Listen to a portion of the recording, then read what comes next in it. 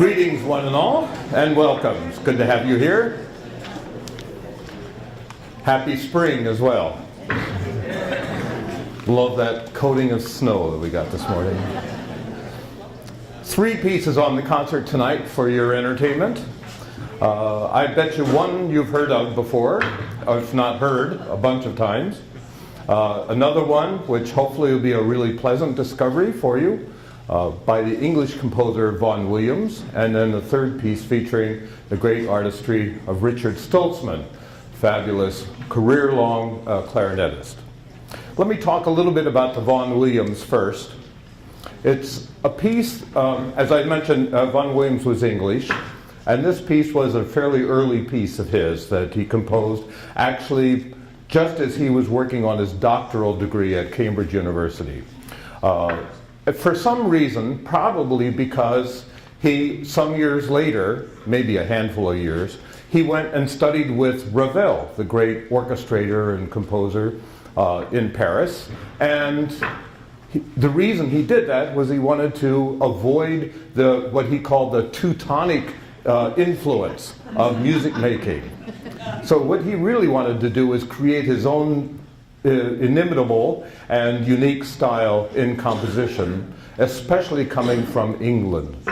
So we know a lot of the pieces of Vaughan Williams that we're familiar with. The music actually exists in a rather pastoral kind of way. There's a great sense of tunesmanship, if you will, of folk songs. And you know, he was one of those few composers who later in life, not at the time he wrote this piece, but later in life, he went around the countryside of England taping native folk songs of people in the villages singing their folk songs that have been handed down through generations. So he was very interested in that, just like, say, Bartók was in Hungary. And we know a lot of the popular pieces by Vaughan Williams have that real direct folk song kind of influence to it. You may know, probably, I would guess, maybe the most famous, most popular piece that he composed was the Fantasia on Greensleeves. Okay, I see nodding heads. So we know that one. You probably don't know this piece, the Bucolic Suite. Bucolic, I had to look it up in the dictionary myself, just to make sure. Bucolic means of or having to do with shepherds. Okay? So it's pastoral. This is pastoral before we knew Vaughan Williams to be a pastoral composer. Remember, I mentioned that it was while he was in his late 20s, he was still working on his doctoral degree at Cambridge University. And for some reason, as I mentioned earlier, probably because it was before he went off to study with Ravel, he decided at some point in his life, this piece and others from that earlier part of his life were not to be published. Just because he didn't feel it was representative of his own true style.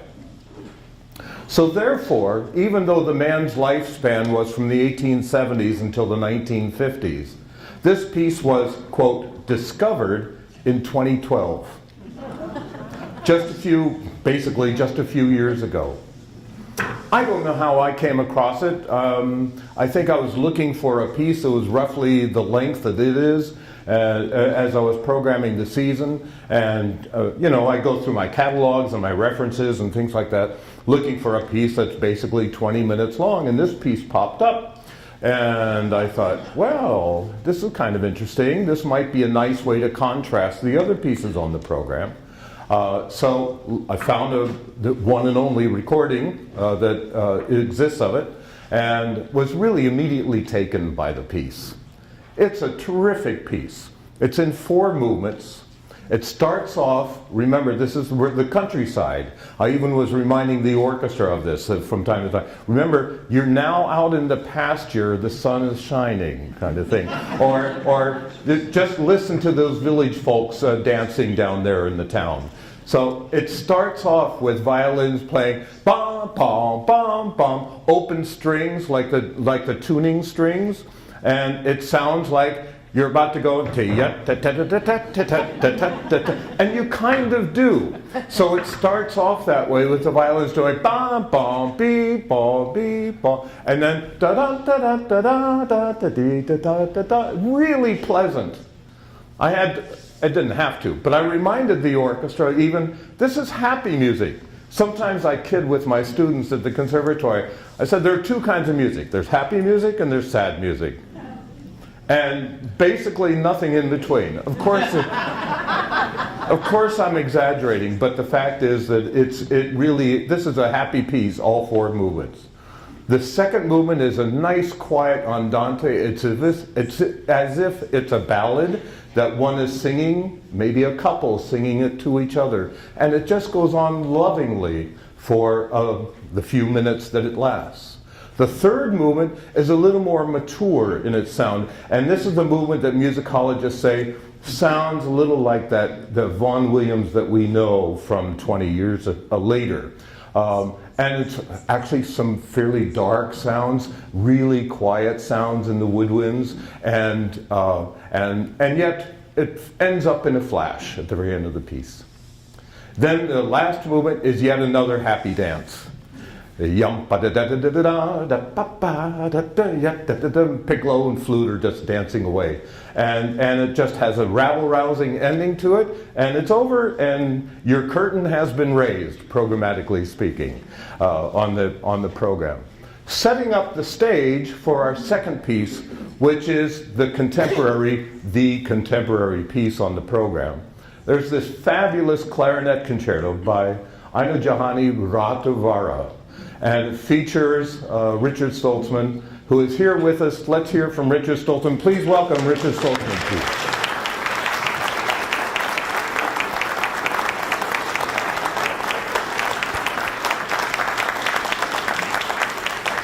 There you go.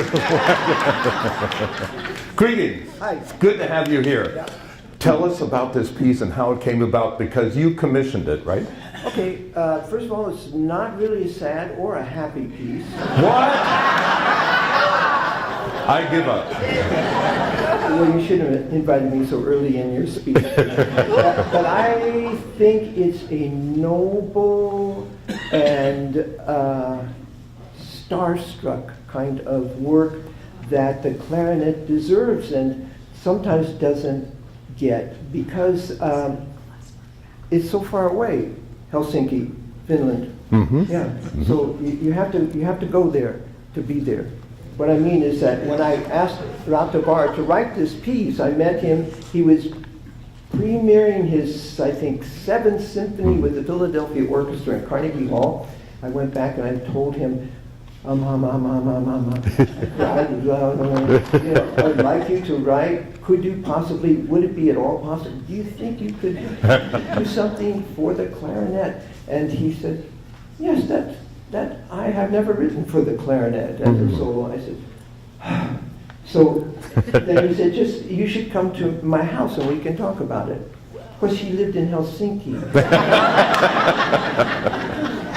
But I finally made it, and we had great talk about lots of things. I found out that he is a big fan of Benny Goodman. That was the clarinet player of choice for him, and his group with Gene Krupa on drums. And I told him that he asked me what my favorite piece was, and I said, well, I have to say probably the Copland Concerto. And I said, because my mother likes that so much, and every time I play that, she wants me to play it again, and she's always saying, Richie, would you please play that harp concerto again? Because it starts with a beautiful harp solo, and I told Aino Johanni Rautavaara about that, and it just stuck in his mind until now. When you hear this piece, you're going to be amazed at how beautiful the harp part is. And every time I hear it, I think about our talk 20 years ago about my mom and how she loved the harp, and there it is. And also, there's a lot of vibraphone in there. And he was talking about how he liked Benny Goodman's group with the vibraphone in it.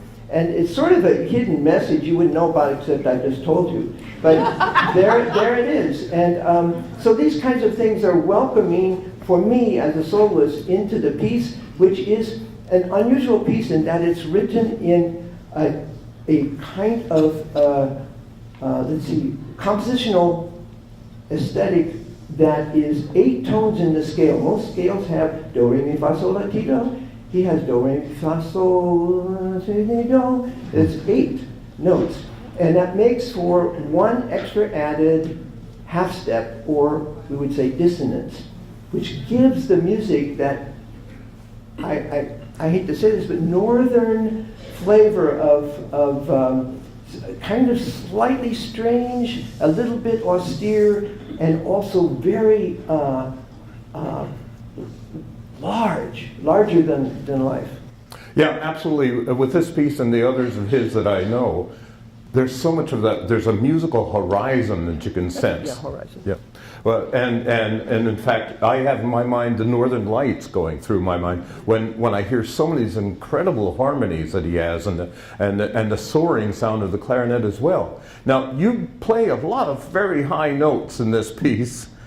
What do you have to go through to do all those? I mean, do you have to work harder at high notes or on the clarinet, or is it a matter of just control, or what? Well, I don't know. I mean, I practice a lot, but in the instance of the high notes, this was an interesting moment for me because Rajvara had written some of the music already, and I was playing it for him in the living room with him at the piano, and you know, I just played those notes. After our session was over, his lovely wife Simi, who was sitting there quietly, she's a soprano, and she said to me, she said, "Richard, don't you just love the chalumeau of the clarinet, which is the low register of the clarinet?" I said, "Yeah, I do." So I think, as Rajabara said, his wife was his muse. So she mused to him something about little, maybe too many high notes. But nevertheless, there are, and one of them is at the very end of the piece, and he. Yep. Yeah. So.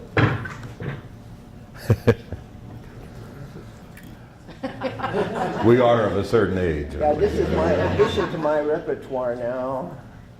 I can do it. No, okay. Just trying to be helpful. Okay, well, anyway, so at the end there's a scale.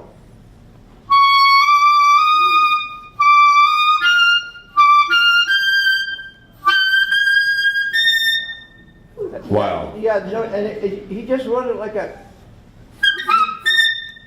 And I said, if I'm going to work so hard to get that note out, can't you make it a little bit long? And so he was great. And what he did was he gave it to me for like, which is wonderful, of course, but it doesn't mean much. But, however, he remembered about the Benny Goodman and Gene Krupa, and so he put a drum solo in there while I'm playing that note. Yeah, you never get this kind of info unless you came to the maestro. Absolutely. And speaking of various little details in the piece, you also mentioned in rehearsal to us, there's a passage that's supposed to sound like a youngster just walking down the street or something and whistling. What is? Yeah, he didn't say that in a score. He said poetic. But it's like super soft and very quiet, but high. So here's what I think it sounds like.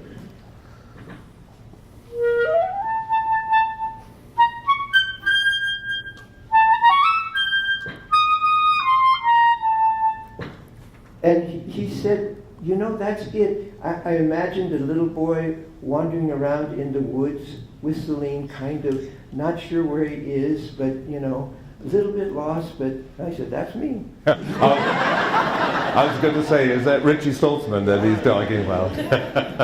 Are there any other little things that we should be listening for that you would advise us to? Because I'm guessing that this is going to be the first time we're hearing this piece for all of us. Oh, let's see. Well, I think don't worry, because it all turns out great in the end. But it might be interesting for you to know that he wrote the first movement, and I got that while I was in Hong Kong playing, and I called him, and I said, I got the first movement, I'm practicing it, and I see it says to the cadenza, but there's not a cadenza. A cadenza is where the soloist just plays by himself. He said, yeah, I haven't written very many things for the clarinet. Why don't you make up a cadenza? So I was shocked, but I learned that in making a cadenza, what do you have to do? You have to look at the music. And so I looked at the music, which is sometimes, I hate to say it, but clarinet players who practice their part.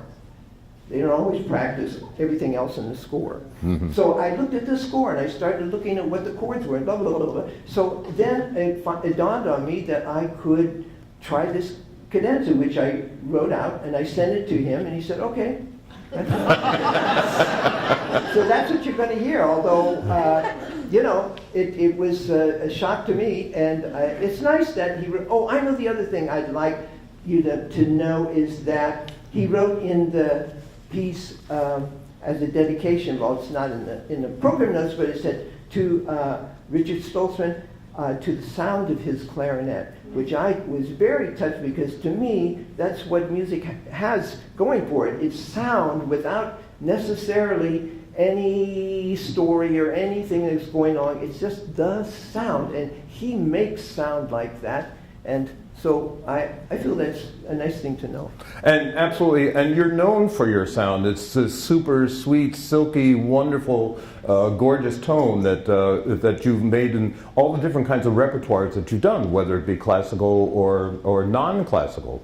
Well, I met you as a conductor of a pop music thing in Nebraska or somewhere. Pittsburgh. Oh, Pittsburgh? Yeah. Maybe it was Hong Kong. I can't remember.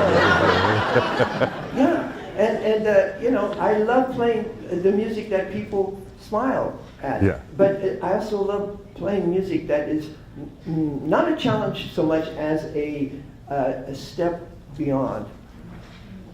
Absolutely. It's a great experience working with you. You've done so much. I was just reading your bio once again in the program book before coming in here tonight, and thinking, you've done just about everything, haven't you? You're even a pastry chef, my God. So, is there anything still left to do? Well, the best thing I did was marry my wife, Mika. She's the best thing that happened to me, and she's a fabulous marimbist. And I was inspired today to come to this concert because she asked me to listen to her playing the Bach Chaconne, which lasts almost as long as this concerto. It's a very big piece. And I was in tears, and I thought, this is what music is for. Yeah. Can't say anything after that. Absolutely. Do you want to play anything else for us, or I'll let you go and I can talk about Beethoven? Is there anything? Okay. How I started this cadenza was because I saw in the music that he had given this information about quarter steps, which is a contemporary kind of idea, although it goes back to maybe Indian music and so on. But one of the things he asked me when we were having our lunch and everything, he said, do you like new music? And I said, sure. And then he said, how about, can you do the techniques, the harmonics and the flutter sounds and all that stuff? And I said, I could do that. I was sort of hoping he wasn't going to do that. So he said, well, to be honest with you, I wrote that kind of music in the 50s and the 60s. And then I started listening back to that in the 80s and the 90s. And I said, this is the only music that sounds dated to me. So But he did use these quarter steps, which are like here in the beginning of the.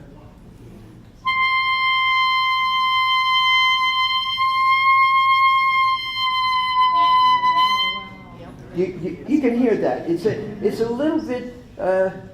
I'm not going to describe it to you, but that's what it is. So he had it already in the music. So I use that as a part of, and you'll hear it in the cadenza too. Great. Yeah. Is there anything else in the cadenza that you might want to share with us? Actually, you know what? You mentioned the Chalumeau range. Yeah. Let's demonstrate what that really means. You mean? Can you play it? Right. Could you play a few notes? Yeah, right. Yeah, or you can demonstrate it any other way as well.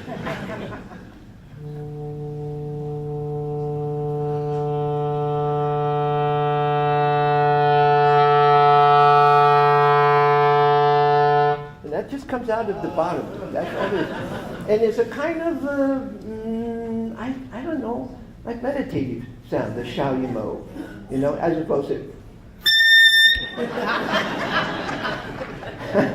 Not meditative. It's not so much, but it's a beautiful sound, and I love when clarinetists use that sound and when composers use that sound. And one of the persons who really understood was the first guy, Mozart, who wrote the first pieces, really great pieces for the concertos and so on, and used the Chalumeau register in the slow movement. People always know that. And Brahms used the Chalumeau, and I feel, thank you, thank you, thank you.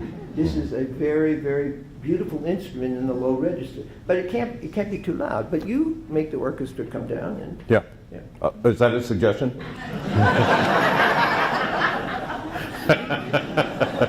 Richard Stelzman, it's great having you with us. We're looking forward so much to this performance. Thank you.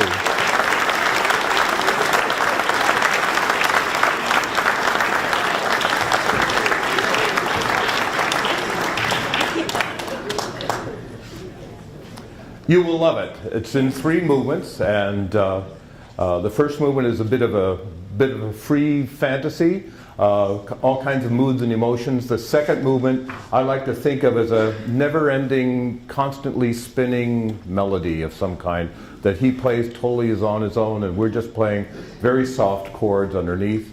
The third movement begins with a drum solo that he mentioned. It's a tom-tom solo, which lasts for a few measures, and then the whole orchestra comes in, and it's much more rhythmic and jaunty, if you will. So just keep those kinds of overall emotions in mind, and just sit back and enjoy the piece. And as I mentioned earlier, some really gorgeous harmonies that Radovara writes. Some of you, if you've been with us for a number of years, might remember his Canticus Arcticus that we did a few years ago, which had tapes of flocks of birds singing that we played along with the music itself. And it's that whole Nordic approach to music making that I carry with me even in doing this particular piece. So after intermission, we're doing something a few of you might have heard of.